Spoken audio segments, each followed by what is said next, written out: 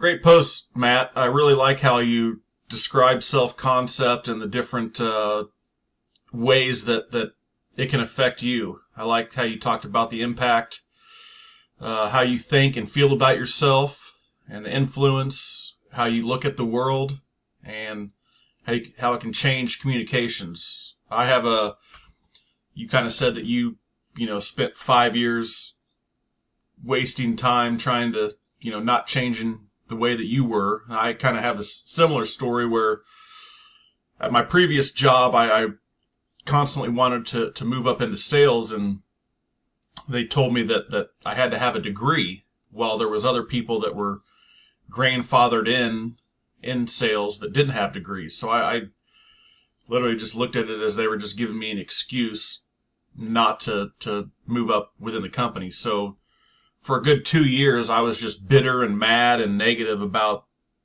the company and the leadership that we had. And my self-perception was that, hey, it's their fault, not my fault. And, after 2 years of just kind of looking at it negatively, I decided, hey, you know what?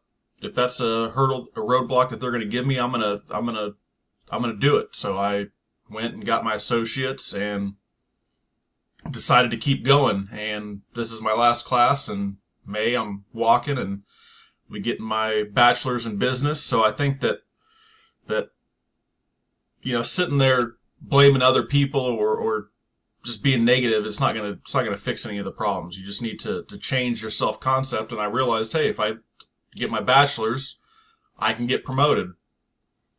And so I ended up leaving that company. I still after my degree, I still didn't really like the direction that the company was going. But now I'm in working for another company, and I am in sales, and I'm in the position that I wanted to be. And thankfully, it was because of me almost having my bachelor's from Baker. I think definitely helped me out, and my self-concept wasn't negative. I had a very positive outlook on stuff. So thanks.